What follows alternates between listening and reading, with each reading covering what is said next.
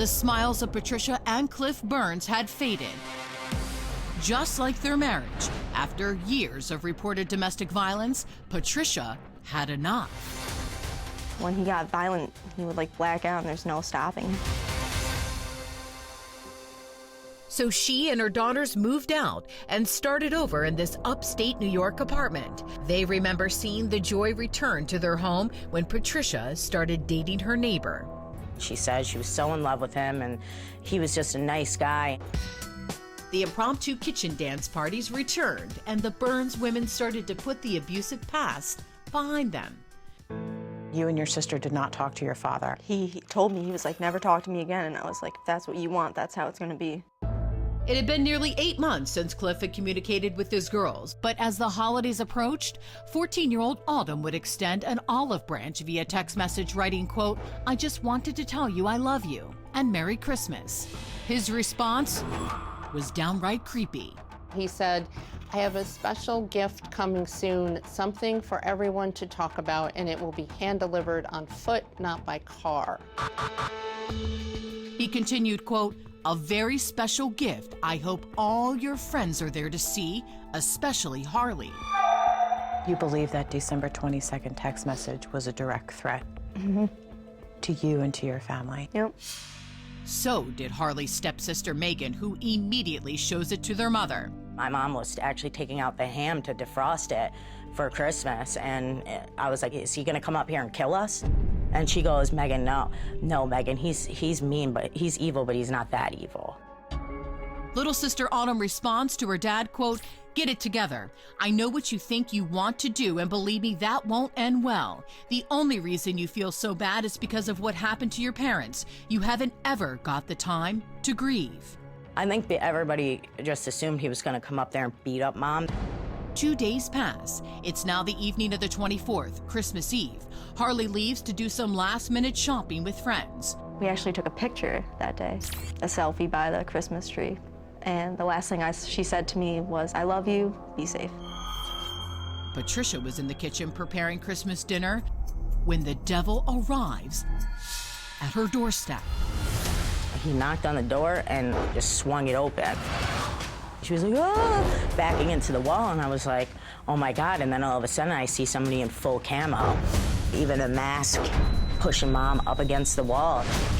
Megan tries to help. And I was just punching him, trying to get him off of her. I didn't even see the knife. She manages to pull down the attacker's mask. It's her stepfather, Cliff. Autumn was standing there and she was just screaming. She didn't know what to do, and I was like, call the cops, call the cops. 911, where's your emergency? My mom's bleeding out on the floor. My dad just came in and they stabbed her and she's dying and she's bleeding out. I saw that she was kicking him and she was like, Cliff, please don't, I love you, you don't have to do this. She was like pleading. But Cliff, blind with rage and armed with a giant honey knife, continued his violent assault.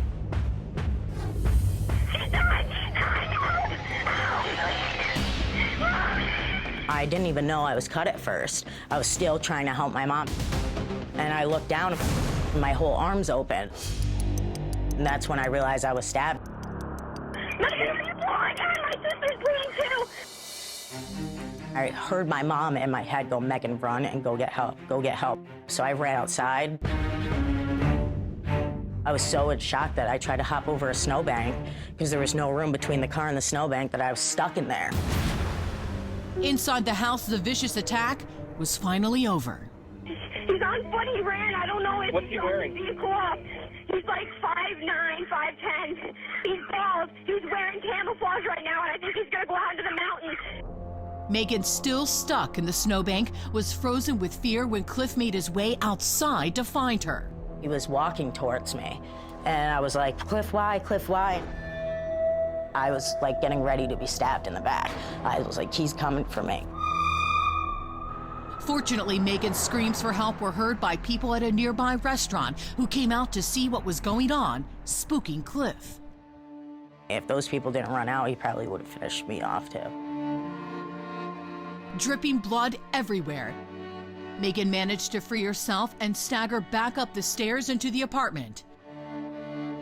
It wasn't good.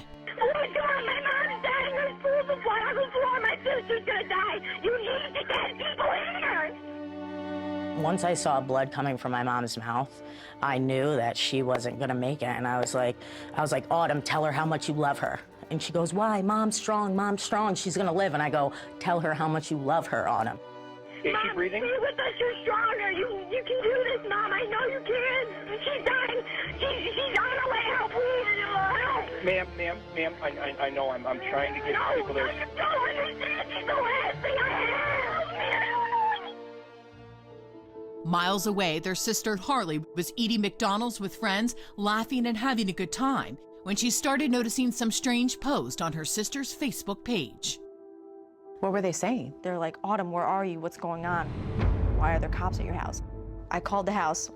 Megan picked up the phone. I tried to save her. Megan's screaming. He ran. He chased after me. I ran. Crying, frantic. I tried to help her. He came all the way up here to kill us. Harley races to Glen Falls Hospital, still not knowing just how bad things really are. Autumn comes busting through this door with blood on her. She's like, Harley, I couldn't do anything. And I'm just still like, what is going on? Like, why is there blood on you? Like, where is everybody? Doctors were feverishly working on stepsister Megan's badly slashed arm, the wound so deep it reached the bone, narrowly missing an artery. But for their mother, Patricia, there wasn't anything they could do. The nurse was like, she's in there, you don't want to see her like this. And I was like, I don't care. I want to feel my mom's hand. I want to feel her warmth. It was too late. Her multiple chest wounds too severe. Do you believe if you were there, you would have been killed? I do. Just after the incident, Burns got into his vehicle and he took police on a high-speed chase. He ended up right here in this parking lot at the Warren County Sheriff's Office. Under Sheriff Sean Lambery had just been called into duty. And I said, what are you doing? He says, I've done a bad thing and I need to go to jail. Coming up, a killer's emotional I just wanted to see my babies at Christmas. and often explosive interrogation with investigators. You were involved with it, you What he says pushed him over the edge. I couldn't take it no more. I just wanted to see my babies at Christmas. And aggressive.